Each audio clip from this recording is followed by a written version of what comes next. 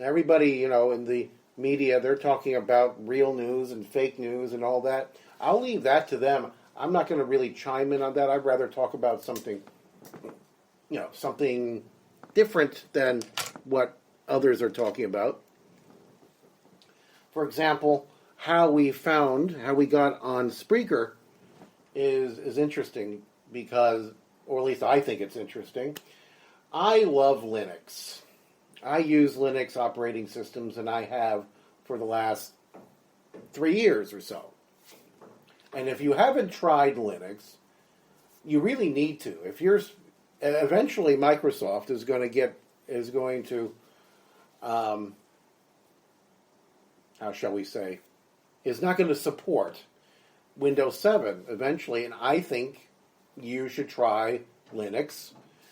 It's not that bad. It's not that scary. It's like, if you're a Windows user and then you buy a Mac, there's a learning curve. And it's the same thing with Linux. And I tried that learning curve, I guess almost 4 years ago now. And I guess I've been full-time with Linux for 2 years, maybe 2.5, almost 3 years, with no Windows. Well, I almost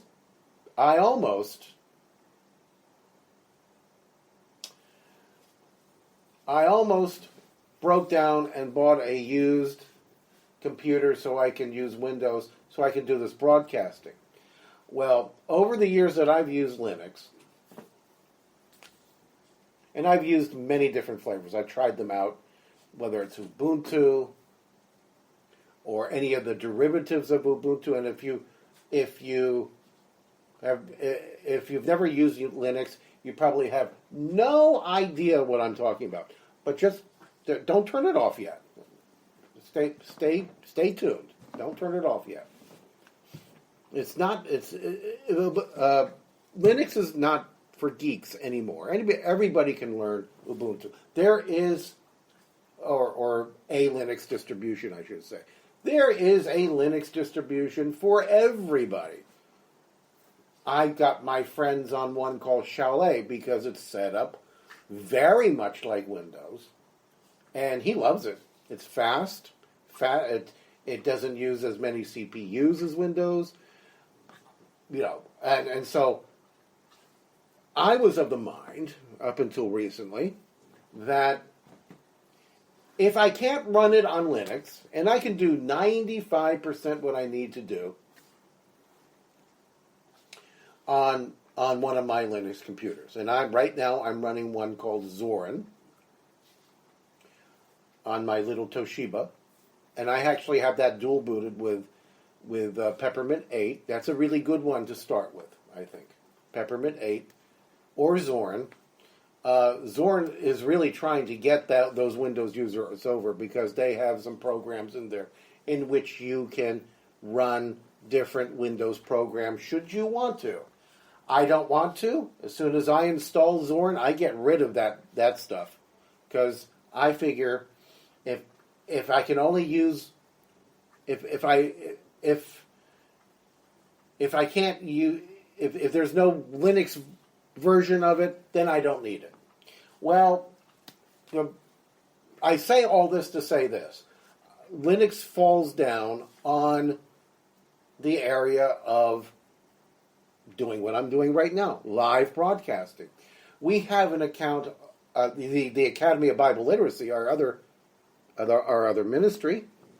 I don't call this really a ministry, the Throne Room Media. I guess it is, I suppose. But our sister ministry, the Academy of Bible Literacy, has an account over at sermon.net. And I love sermon.net. We've been with them for years.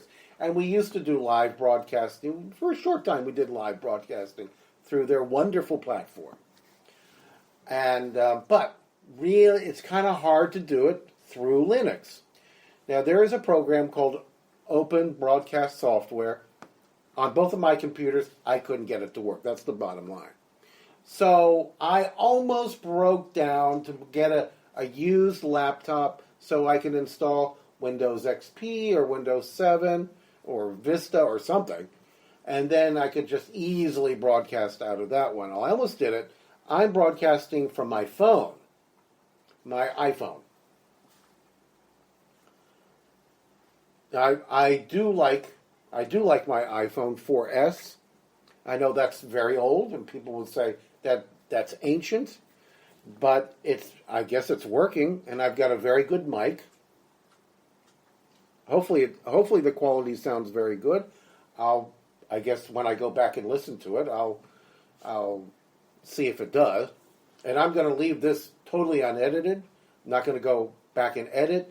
Like, for example, when we do the Bible teachings on the Academy of Bible Literacy, and I'm in the middle of editing one of our James teachings right now, in fact, that it may take a week from the raw recording to the finished product to uploading it. It may take a week or 10 days to do that, depending on how much time I have. I just wanted something quick to put out that I could just turn on the phone or the computer, and just do it. So they really need, I think, and there's one distribution in the Ubuntu family. The Linux has many distributions, if you don't know. One is called Ubuntu. That's the most popular one.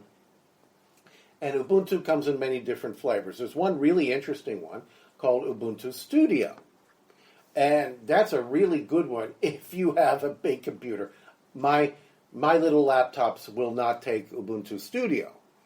But if you do a lot of recording, if you do a lot of video, if you do a lot of photography, all the arts are encompassed in that one distribution. It's wonderful. The only thing they don't have is anything for live broadcasting. It's unbelievable. The only open source software that seems to be available to Linux users is one called OBS, and there is a Mac version, there's a Windows version for it, and people don't seem to have a problem with it. But I could install it, but it would never open, so I couldn't use it. That's why I almost went and bought just a cheap used computer. I don't need anything special, but then I thought, well, I'll just use my phone. I'll use Spreaker, and I'll use my phone, because none of the platforms out there, including YouTube, including Spreaker, are Linux friendly. None of them are Linux friendly. And the other ones, the only one that is only Blog Talk Radio, you can use on any platform because it's all right there. You don't need to download anything.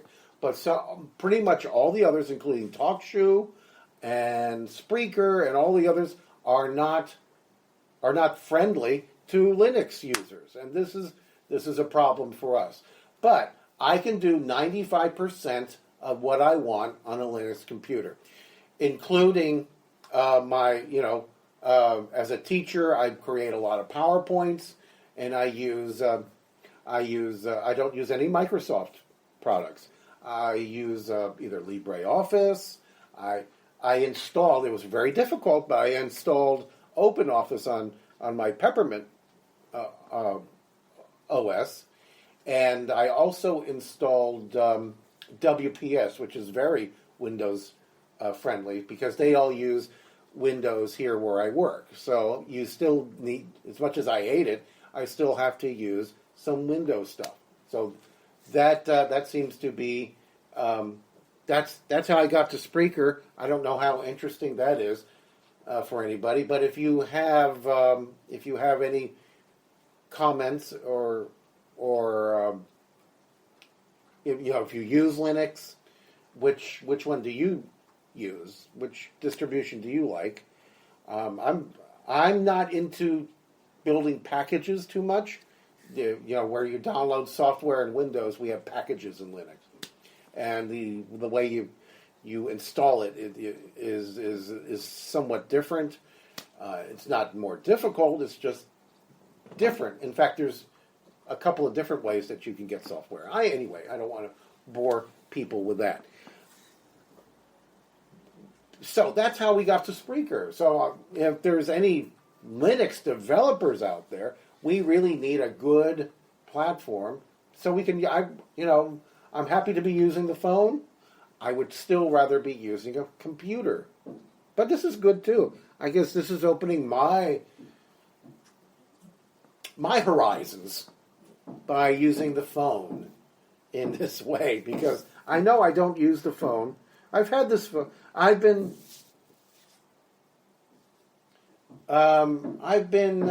this phone. This is my first smartphone, and I've had it maybe for 14 months now. I like it. Or maybe a little longer than that. I don't remember. It's a 4S. Got it used. I'm not paying new. I'm not paying. I'm not going to pay new. I don't buy anything new. I like used. $100 and 4S. We bought it on eBay for $100, and this was what, maybe 2 years now. Maybe I've had it for 2 years. I think I've had it for 2 years. I've been using this phone for 2 years. 4S. Why do I need to upgrade? It does everything I want it to do, including broadcasts from Spreaker. I mean, there you go. I mean, Apple makes a good product, but I'm not paying their new prices. I think it's ridiculous, whether it's a laptop or something else. And I'm certainly not paying all that for a phone. Now, one phone I would like to try, because as I posted somewhere, you have two choices when it comes to phones. You have Android, and you have Apple. And yeah, right? You have iPhone. You have an Android operating system, and you have an Apple operating system. And that's about it. As I posted somewhere on somebody's website, that's like choosing between gonorrhea or syphilis. Now, Ubuntu Linux, they were developing a phone and testing out in Europe, but it didn't go too well. And I was really, really looking forward to that, to something else, something other than that. Although, I do like the Apple product. I'm just not going to, I'm not paying new prices for it. I'm just not going to do it. So, what's I'd love to hear what your thoughts are on that.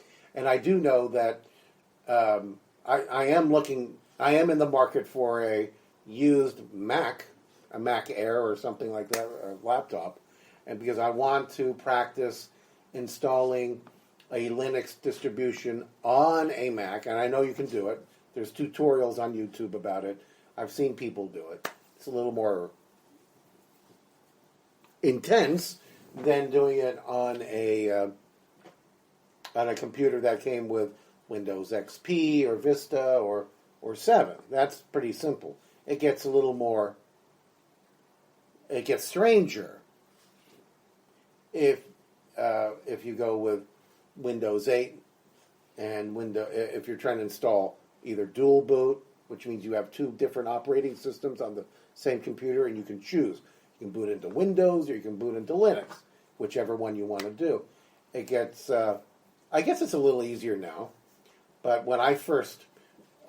When Windows 8 first came out, Microsoft, this is why I hate Microsoft, and I won't use any of their products.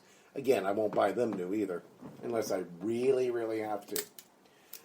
Because they put a block on it, so you couldn't install Linux on it. And so when I did that with my sister's computer, and I ruined it. I had no idea they put a block on it, and it cost me like $65 to fix it. So, and then if that wasn't bad enough, I bought a cheap tablet, which I paid way too much money for. I bought a cheap tablet which came with Windows 8. Now, I didn't mind Windows 8. I don't know why people complained about Windows 8. I don't have a problem with Windows 8. It was okay. It was not, nothing too exciting about it. I kind of like the way it was set up. You could, especially for a tablet, You could choose to use it with the tiles, which I like the way the tiles were set up, or you could use it as a desktop. I like that idea. I thought that was very creative, and I didn't mind it. And I know a lot of people didn't. I don't know. I don't know. So the free upgrade to Windows 10 came, which I kind of ignored until I just thought, well, I can always revert back, right? Right? I could always revert back to Windows 8. That's what they promised. Well, so I upgraded to Windows 10, and I haven't been able to use it since. That was almost 2 years ago. The touchscreen is totally broken, and it's just too heavy for it. And I cannot stand the way Windows 10 looks. I hate their panels. I guess it's a pretty strong operating system for if you're a gamer or something like that. I'll give credit where credit is due. And of course it leaks like a sieve as far as security goes. It's infamous for that. So I will not purchase a Windows 10 product. New. Ever. Ever. I'm done with Microsoft. I will not use it unless, well, here at work I have to. But they use fake Windows 7. So, if it's in English. And probably in the language that they are in. I'm in another country, not in America. Won't say which one. But in their local language here, they're probably fake too. I don't know. It seems to work okay. So I'm forced to use that, but I try to use Linux as much as possible. All right, so what about something else? How about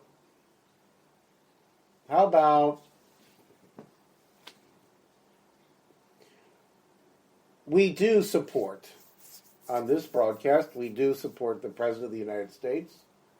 We do believe that he is anointed by Yahweh, who is the God of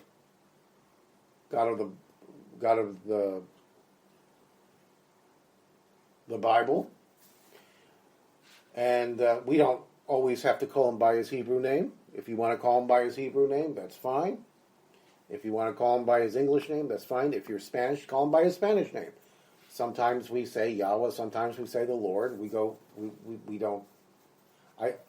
get religious on that. We don't get religious on that.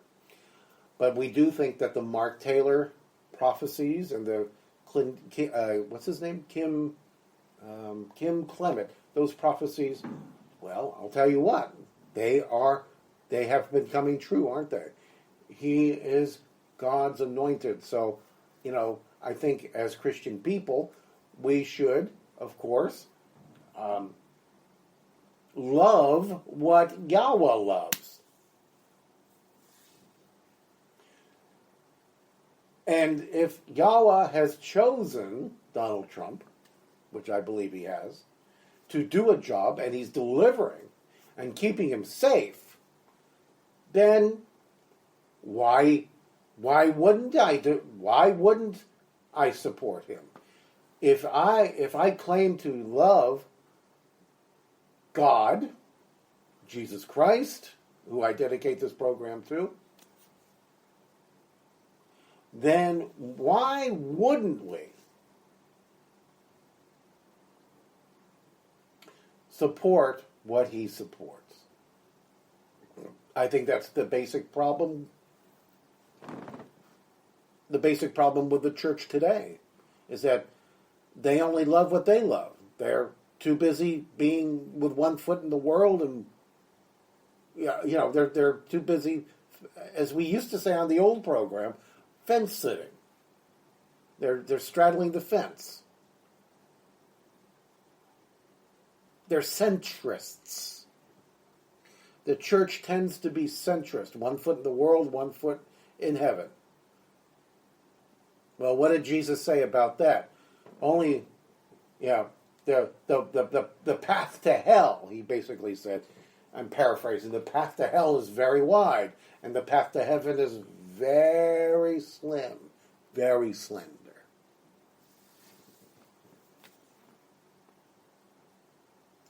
That's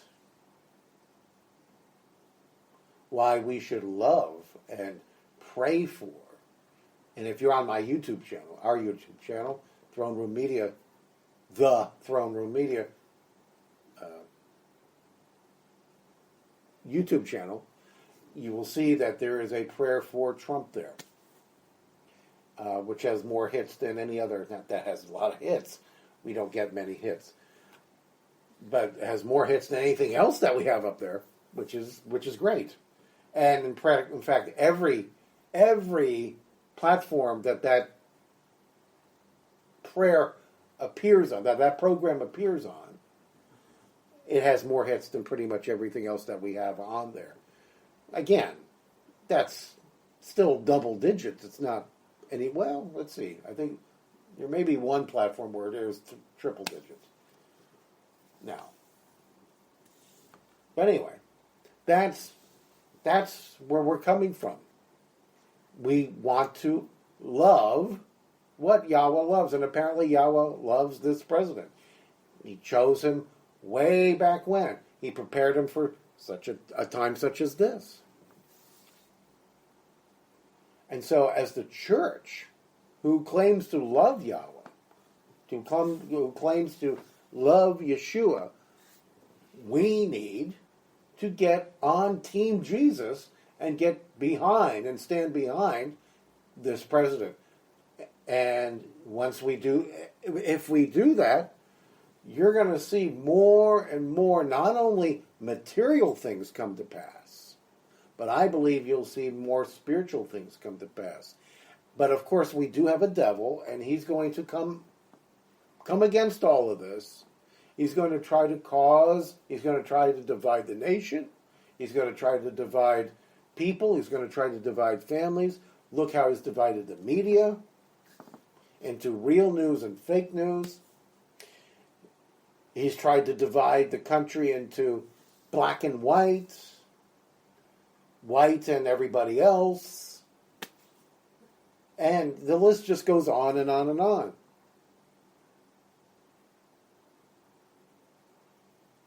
And then we have the Hollywood bottom feeders who should be held accountable for treason.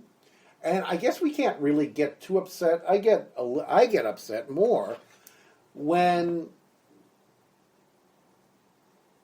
people say, "Well, why hasn't he arrested anybody? Why is Hillary still walking around? Why is that one still walking around? Why haven't they brought to trial?" Look, he's only been in office 6 or 7 months. Give him a chance. A lot of people are getting arrested right now. Just look at the real news. Don't bother with the fake news. Look at the real news. And on our website, thethroneroommedia.com, we put together all the feeds of the real news, as much as we can handle as far as bandwidth. It's a small hosting service that we use. Maybe we should upgrade, and we probably will eventually, if this takes off for some reason. I don't know if it will or not. But if I tell you right now, it feels really good to actually have this broadcast right now. I don't know if anybody's listening. I know Yahweh's listening, and I know there's angels listening. As far as people go, I don't know, and that really doesn't matter. As long as he is happy, then I am happy. There you go. That's the way we should do it. One thing that we will try to do now in the platform that we have, or the price point that we have with Spreaker, we can do a 45-minute program. I guess we can do as many 45-minute programs as we want. I think that's plenty right there. I think I'm going to try to keep them short. I'd like to keep them under a half an hour, to be quite honest with you, because I know that the attention span of people is not that high. Just look at the way that people use their phones.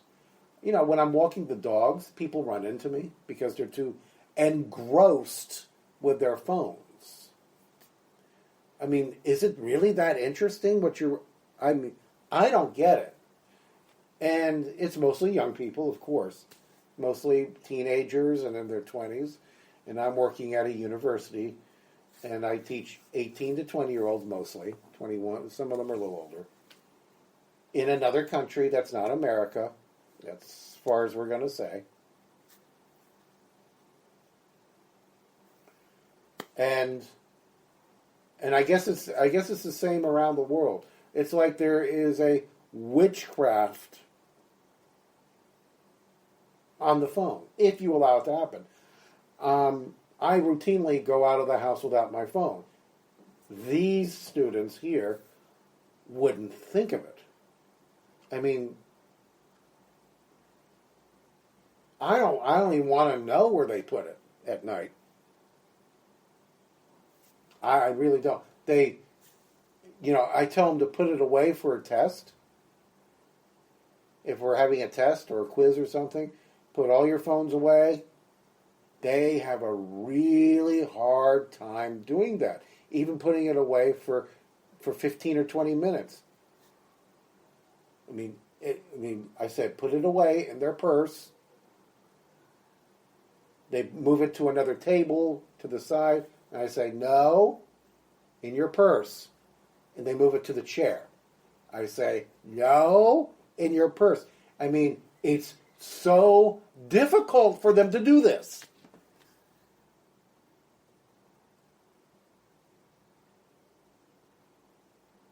It's witchcraft. It's witchcraft. The phones and the tablets are witchcraft if you allow it to happen to you.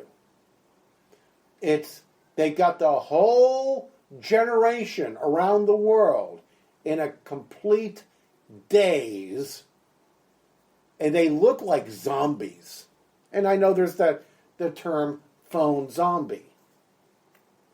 That's exactly what they are. Phone zombies. And I know it's not just these people. It's Americans, it's Europeans, it's around the world. Probably in India and Indonesia and Russia. Oh, there's that word again, Russia. I'm sure all of them, even African nations, everybody.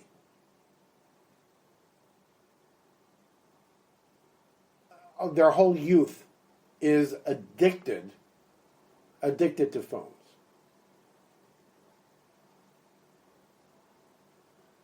To the point where they cannot function without it. I had one student, and this could have been a cultural thing, I don't know, but I guess some teachers in this university allow students to look up words. I'm teaching English, and they're not native speakers English. To allow them to look up words in their phones, and I hit the roof when I saw them. I said, put the phones away. That's cheating. But I guess some teachers on this campus allow their students to cheat. I don't know. It was the most bizarre thing I've ever seen. The way the youth of the world handle the phones is bizarre. And yet they know nothing about the phone. For example, I can fix my computers. I'm not going to do anything. For example, I can change. I used to, when I was 18, in my 20s, and even in my 30s, I knew how to change the oil to the car. I knew how to, I used to know how to I could replace fan belts. I'm not messing with brakes.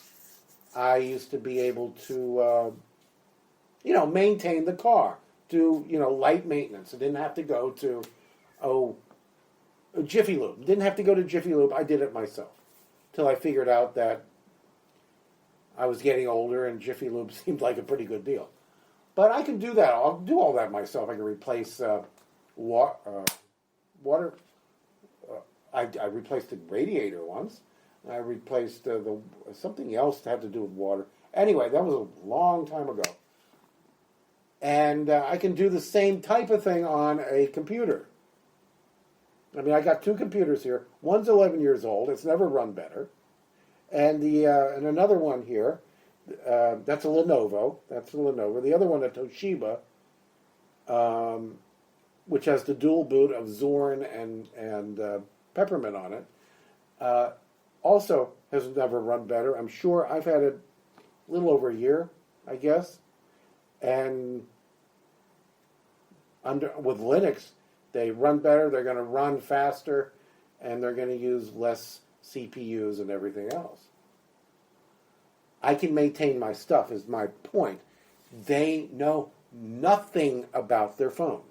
Not a thing.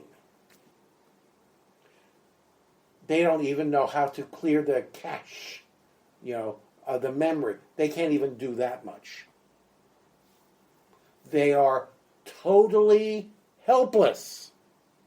Totally helpless. Don't know how to solve any problems.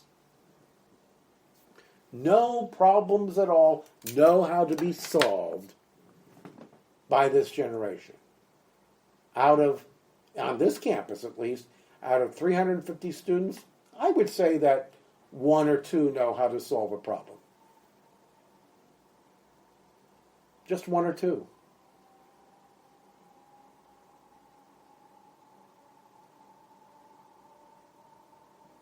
I think that's really scary. But in this particular country, which has some kind of communist socialist background to it, that's exactly what they want. And I can see that the globalist system uses this particular country, and I'm not going to say which one it is because I'm in it, obviously,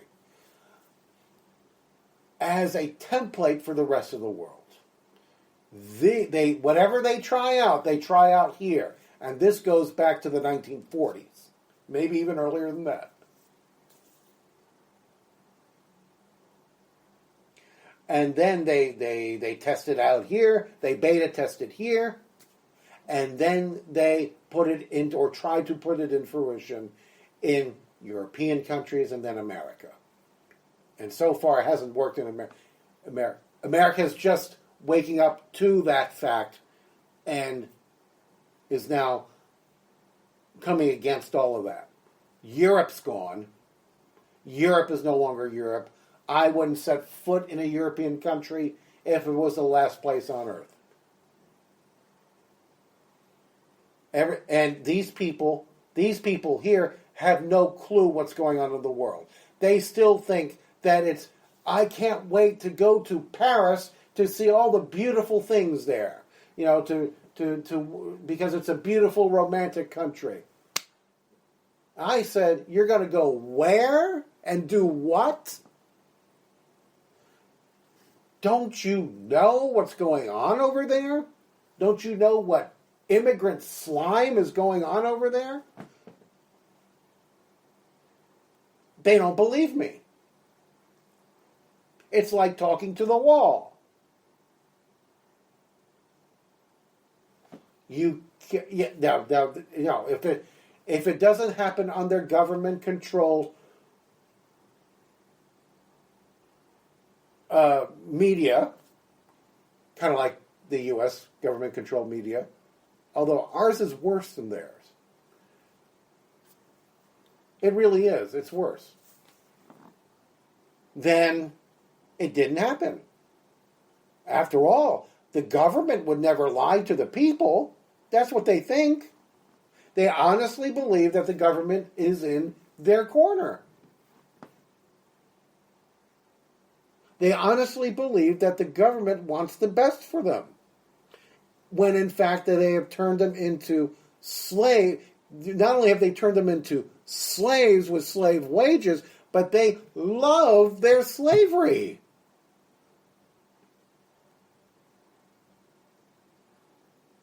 They have been turned into robots who love their slavery. They don't need to go out and make and and get robot companies don't need to buy robots. They just get the people because that's what they are, and they love it. You know, when the director demands them to work extra hours, overtime, and you don't have a choice, and you don't get paid for that overtime, they do it anyway. Oh, I have to work 4 hours overtime every night this week for the next 2 weeks. And how much are you getting paid extra? Oh, nothing.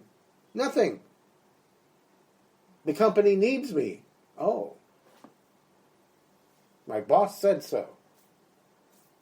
So I have to do it. Overtime.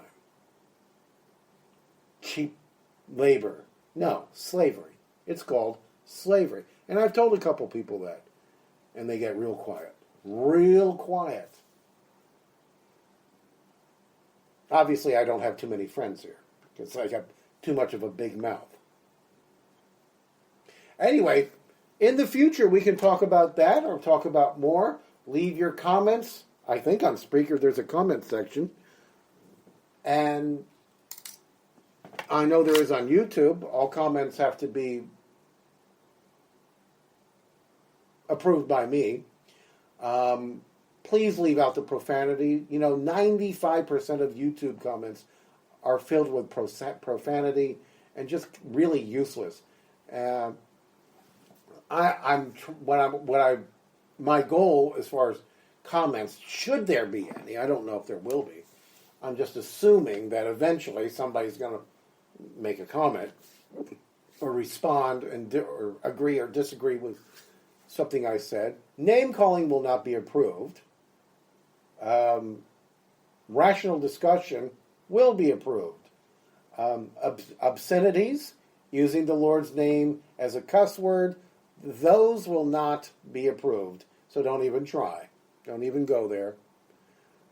Okay, so we're going to end off today's program. Thank you if you've made it this far, thank you for listening. The website is throneroommedia.com. The Gmail, we have a email address. The throneroommedia@gmail. Yes, we hate Google, but anyway, at gmail.com. Let's see. Our sister website, academybible.com, for Bible teachings. We have Facebook, and we have Twitter, and we have all sorts of things, and more to come. So, good night, everybody, and God bless.